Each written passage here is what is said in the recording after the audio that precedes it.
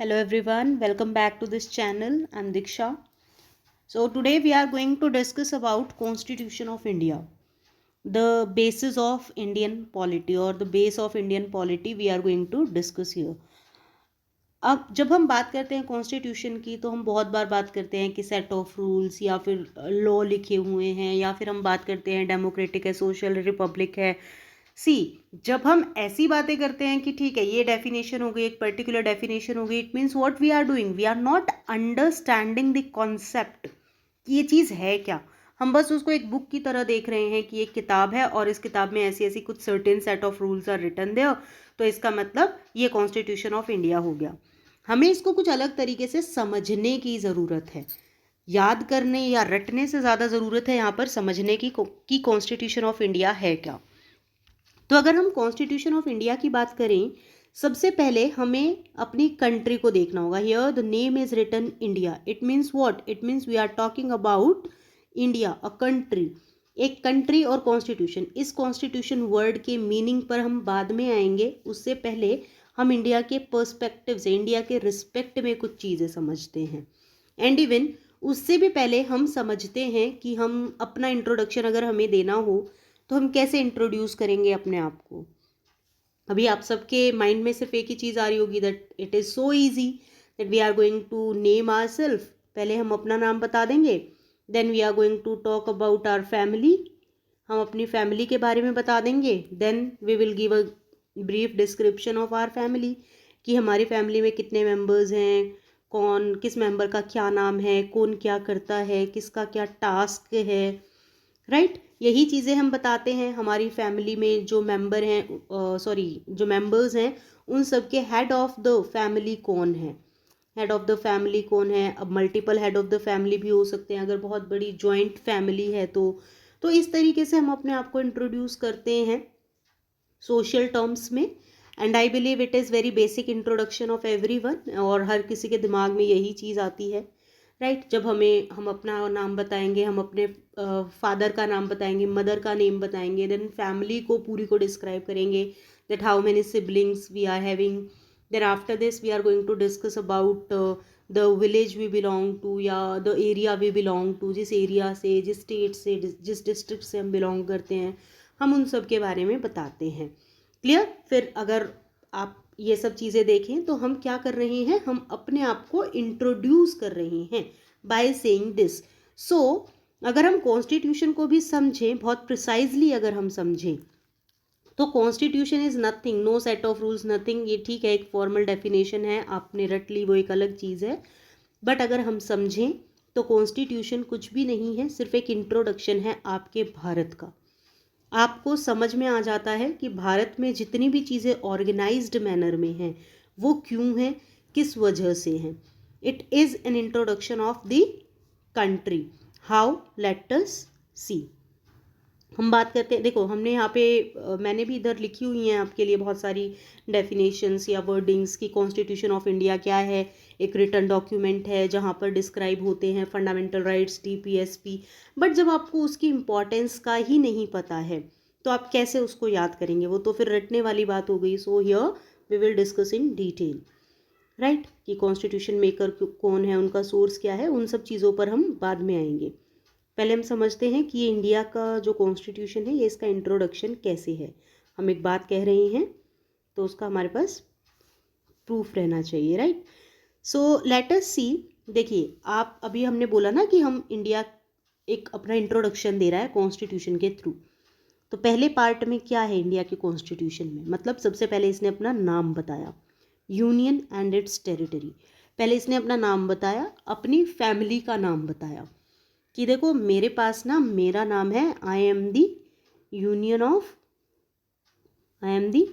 Of India. इसने अपने बारे में ये बता दिया, that is Bharat. This is the introduction. Then अब मेरे भारत में हिस्सा कौन कौन है मेरी कंट्री का या मेरी फैमिली का। भारत जो है वो मेरी फैमिली है और उनका हिस्सा कौन कौन है, सिटीजन्स, जो उसमें रहने वाले लोग हैं वो सिटीजन्स हैं। अब ऑब्वियस है उन सिटीजन्स की, आपको किसको आप सिटीजन कहेंगे, ऐसी तो कोई कंडीशन आपको रखनी होगी। तो यहाँ पर 5 तरीके की हमारी citizenship. We will not discuss की types and all in this video, अभी इसमें नहीं डिस्कस करते हैं टाइप्स एंड ऑल, राइट। तो 5 तरीके की यहाँ पर इन्होंने बोला कि सिटीजनशिप आपको मिल जाती है 5 तरीके से, ठीक है। जो भी व्यक्ति मेरे देश की बाउंड्री में रहेंगे, मेरे देश के किसी भी स्टेट में रहेंगे, तो इंडिया ने ये बताया कि मैं एक भारत देश हूँ और मेरे पास 28 स्टेट है, मैंने अपने आप को डिवाइड किया हुआ है एडमिनिस्ट्रेटिव ग्राउंड पर या किसी और रीजन से, which we will discuss in detail in upcoming videos. तो यहाँ पर इन्होंने बोला कि 28 स्टेट्स हैं एंड 8 यूनियन टेरिटरीज हैं, राइट। तो अब इन 28 स्टेट्स और 8 यूनियन टेरिटरीज में जो लोग रहते हैं, प्लस जो लोग हमारी ही कंट्री के हैं पर वो अभी किसी भी वजह से बाहर रहते हैं, वो सब हमारे सिटीजन्स हैं। 5 तरीके से वो सिटीजन एक्वायर कर सकते हैं, राइट। देन इन्होंने बोला कि ठीक है, अब देखो सिटीजन्स तो हमने मान लिया कि सिटीजन्स कौन है, नाउ फंडामेंटल राइट्स। अब इनको लगता है हमारे, देखो हमारी फैमिली में कुछ लोग हैं, उन लोगों को हमें कुछ राइट्स तो देने पड़ेंगे, जिससे कि जो उनके बेसिक राइट्स होंगे। फंडामेंटल का मतलब होता है basic, dictionary meaning of the term fundamental is basic. तो जो हमारे बेसिक राइट है वो हमें देने होंगे, राइट। तो इसीलिए पार्ट 3 में इन्होंने फंडामेंटल राइट को डिस्क्राइब किया। अब ऑब्वियस है कि फंडामेंटल राइट को तो आपने डिस्क्राइब कर दिया, लेकिन आपके जो हेड ऑफ द फैमिली हैं उनका भी तो आपकी तरफ कुछ ना कुछ रिस्पॉन्सिबिलिटी बनती है। तो उसके लिए हो गई directive principle of state policy. ये क्या होता है हम डिटेल में डिस्कस करेंगे इस पर्टिकुलर टॉपिक के टाइम पर। अब इनको फंडामेंटल राइट्स दे दिए, इनके राइट्स की भी हमने बात कर ली, या इनके लिए भी हमने कुछ डीपीएसपी की भी बात कर ली। तो अब इनकी कुछ ड्यूटीज़ भी तो देनी बनती है ना इनको। Rights come with the responsibilities, तो इनको रिस्पॉन्सिबिलिटी दे दी कि फंडामेंटल ड्यूटी है आपकी कुछ। उसके बाद इन्होंने अब ये तो डिस्क्राइब कर दिया कि हमारे सिटीजन हैं और हमने इनको राइट दे दिए, इनको रिस्पॉन्सिबिलिटीज़ दे दी। अब हम बात करेंगे यूनियन की। The union, the states in the B part of the first schedule. ये फर्स्ट शेड्यूल सेकंड शेड्यूल अभी आपको देखने की ज़रूरत नहीं है। सो बेसिकली यहाँ पर क्या हो रहा है कि फिर इसने यूनियन का डिस्क्रिप्शन दे दिया कि हमारे जो हेड ऑफ द फैमिली है ना, हमारे ग्रैंडफादर्स जो हैं, क्योंकि मैंने बोला ना आपकी जॉइंट फैमिली हो सकती है, तो हो सकता है कि आपके जो ग्रैंडफादर हैं वो अपने ब्रदर के साथ ही रहते हों। एक बहुत ही कंप्लीट फैमिली ट्री आपके साथ रहता है, लाइक दिस। ग्रैंडफादर ये 3 भाई हैं और अब इनके कुछ बेटे हैं, राइट। फॉर इंस्टेंस 2 हैं, and then you are there, जो आपकी जनरेशन है वो हो गई। तो यहाँ पर first generation, they are the ultimate decision maker of the house. उसके बाद जो ये डिसीजन मेकर हैं ये इनको कुछ डायरेक्शंस देंगे कि ठीक है थोड़ी बहुत आप भी डिसीजन मेकिंग अथॉरिटी रखते हैं, तो ये डिसीजन मेकिंग अथॉरिटी रखेंगे। देन लेटर ऑन आपको भी कुछ लिबर्टीज़ दी जाती हैं। तो ये कुछ इस तरीके से है फैमिली ट्री, इसीलिए मैंने बोला ग्रैंडफादर्स, राइट। और ये सब जॉइंट फैमिली में रह रहे हैं। इनके अपने अपने टास्क हैं, मतलब मान लो कि अगर कोई इकोनॉमी के बेसिस पर घर में फाइनेंशियल डिसीजन लेने हैं तो ये लेंगे, घर में किसी रूल को इम्प्लीमेंट करना है, राइट, तो वो ये इम्प्लीमेंट करेंगे कि आज से चीज़ें ऐसे होंगी, इस तरीके से होंगी, राइट, तो वो ये इम्प्लीमेंट करेंगे। उसके बाद घर में सब सही तरीके से चल रहा है या नहीं चल रहा है, कोई किसी के साथ, क्योंकि बहुत बड़ी फैमिली है ना, जॉइंट फैमिली है, तो कोई किसी के साथ गलत तो नहीं कर रहा है, या किसी में कन्फ्लिक्ट है इतनी बड़ी फैमिली में, तो वो कन्फ्लिक्ट रिजॉल्व करने की रिस्पॉन्सिबिलिटी इनकी है, राइट। तो in this manner we can say कि जॉइंट फैमिली पूरी की पूरी आपको दिखा रही है। तो यहाँ पर भी सेम यही चीज़ है कि ये जो यूनियन गवर्नमेंट होगी, इस यूनियन गवर्नमेंट को इन्होंने दिखाया कि जो हमारी हेड ऑफ द फैमिली है, मतलब सेंट्रल गवर्नमेंट की हम यहाँ पर बात कर रहे हैं। फिर इन्होंने स्टेट्स के बारे में डिस्क्राइब किया, जो हमारे मल्टीपल 28 स्टेट्स हैं उनके बारे में इन्होंने डिस्क्राइब किया। एंड देन जो स्टेट बी पार्ट में है, ए पार्ट में है, उन सब के बारे में। देन यूनियन टेरिटरीज़ के बारे में डिस्कस किया, पंचायत के बारे में डिस्कस किया, म्यूनिसिपैलिटीज़ के बारे में डिस्कस किया। देन शेड्यूल ट्राइब्स के बारे में डिस्कस किया, रिलेशन क्या है यूनियन और स्टेट के बीच में, कितनी अथॉरिटी यूनियन के पास है, कितनी स्टेट के पास है कोई भी डिसीज़न बनाने के लिए। उसके बाद फाइनेंशियल, प्रॉपर्टी, कॉन्ट्रैक्ट्स, ये सब चीज़ों का लेखा जोखा कौन रखेगा उसके बारे में। ट्रेड एंड कॉमर्स के बारे में कि टेरिटरी में जितने भी ट्रेड एंड कॉमर्स हो रहे हैं, financial decision makers, then services under the union and the state list, then उसके बाद ट्राइब्यूनल्स, इलेक्शंस, कि हम डेमोक्रेसी बोल रहे हैं ना, तो इलेक्शंस भी तो कंडक्ट किए जाते हैं हमारी कंट्री में, तो कौन इलेक्शंस के लिए रिस्पॉन्सिबल होगा, स्पेशल प्रोविज़न क्या होंगे किसी क्लास से रिलेटेड, लैंग्वेज हम कितनी रिकॉग्नाइज करेंगे, कॉन्स्टिट्यूशनली रिकॉग्नाइज्ड लैंग्वेज हमारे पास कितनी होंगी, इमरजेंसी प्रोविज़न, 3 तरह की हमारी इमरजेंसी होती है, उन इमरजेंसी को किस किस कंडीशन में लगाया जा सकता है, और कौन कौन से राइट हमारे सस्पेंड हो जाते हैं, कौन से राइट हमारे पास रहते हैं, उन सब के बारे में। देन मिसलेनियस के बारे में कि ठीक है जो भी चीज़ें बच गई होंगी उन सब को कलेक्टिव करके और एक अलग से अथॉरिटी बना देना। देन अब देखो हमने ये सारी के सारे लॉ एंड ऑर्डर, ये कॉन्स्टिट्यूशन वगैरह बना दिए, बट जब कॉन्स्टिट्यूशन फ्रेमर्स ने कॉन्स्टिट्यूशन को बनाया था तो उस समय कहीं ना कहीं उनके माइंड में भी ये रहा था कि there will be scope of the amendment. Amendment का मतलब होता है dictionary meaning change, updation, modification. तो यहाँ पर इन्होंने हमेशा से स्कोप रखा कि हमें हो सकता है फ्यूचर में कॉन्स्टिट्यूशन को अमेंड करने की ज़रूरत पड़े, तो इसीलिए अमेंडमेंट ऑफ कॉन्स्टिट्यूशन का भी प्रोविज़न है। Then temporary, transitional, special provisions, कुछ किसी तरह के कोई प्रोविज़न भी बनाने पड़ सकते हैं, उनके लिए रखा। Then short title, date of commencement, authoritative text in Hindi and repeals, इन सब के बारे में। मतलब हमने क्या देखा, all in all it is describing the country. जो ये कॉन्स्टिट्यूशन ही आपके कंट्री का ऑर्गेनाइज्ड जो स्ट्रक्चर है उसको डिस्क्राइब कर रहा है हर तरीके से। क्लियर? तो इसी तरीके से आपको इस चीज़ को समझना होगा, इसके बेस में जाना होगा, then you will come to know कि हम क्या पढ़ रहे हैं।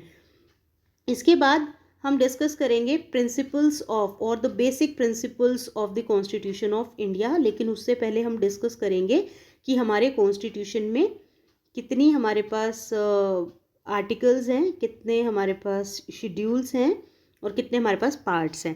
अभी जो हमने डिस्कस किया ये आपके कॉन्स्टिट्यूशन के बारे में बताता है कि कॉन्स्टिट्यूशन क्या है और कितना वी कैन से कि कॉन्स्टिट्यूशन क्या है और कॉन्स्टिट्यूशन क्या बताता है।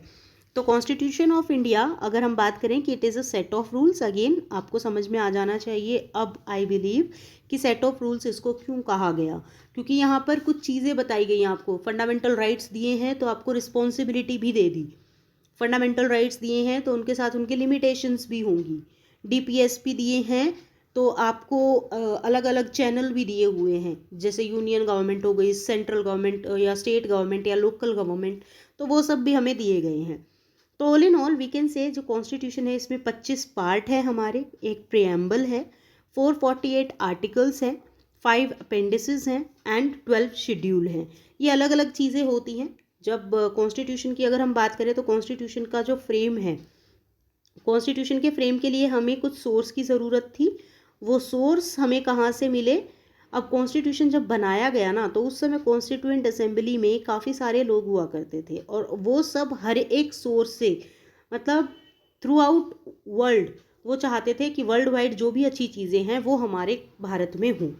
जो हमने अब तक ब्रिटिश एम्पायर के टाइम पर जो प्रॉब्लम्स देखी हैं वो प्रॉब्लम्स हम आगे ना देखें या हमारी आने वाली जनरेशन ना देखें, तो इसीलिए कॉन्स्टिट्यूएंट असेंबली बनाई गई।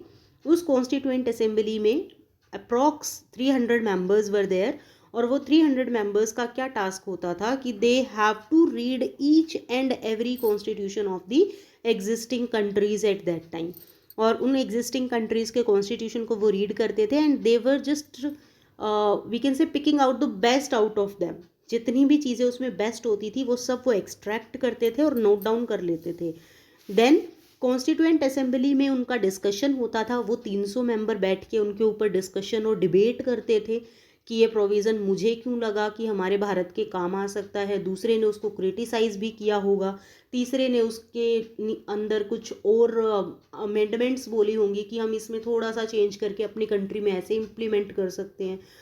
तो इसीलिए हमने मोस्टली जो कॉन्स्टिट्यूशन है वो पढ़े हैं जो बहुत रेनाउंस्ड कॉन्स्टिट्यूशन हुआ करते थे, और उन्हीं से हमने इन्फ्लुएंस होकर अपने कॉन्स्टिट्यूशन को बनाया था।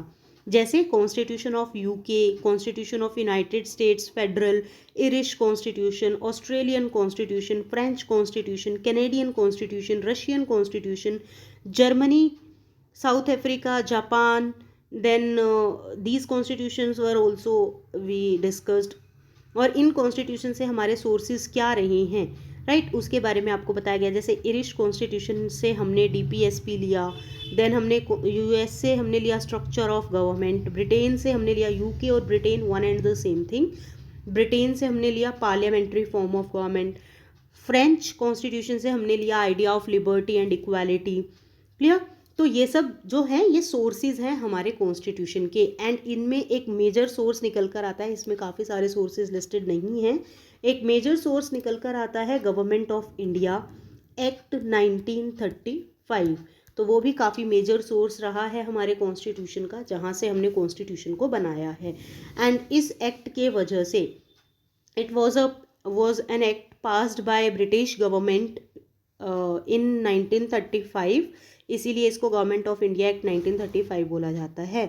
Government of India act multiple थी, बट यहाँ पर 1935 की बात चल रही है। 1919 में भी एक गवर्नमेंट ऑफ इंडिया एक्ट आई थी, तो 1935 में काफ़ी ज़्यादा विंडो ड्रेसिंग की गई थी ब्रिटिश गवर्नमेंट की तरफ से, और उनको कहीं ना कहीं लगता था कि अगर हम इस तरह की विंडो ड्रेसिंग करेंगे तो हम थोड़ा और टाइम सर्वाइव कर सकते हैं इंडिया में, राइट। तो कुछ इस तरह की आइडियोलॉजी लेते हुए उन्होंने इसको फ्रेम किया था।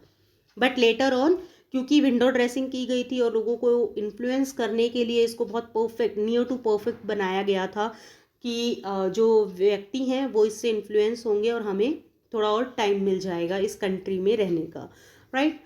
तो इसीलिए ये बहुत अच्छा सोर्स हमारे लिए माना जाता है। बट हम क्रिटिसिज्म भी देखते हैं इसका।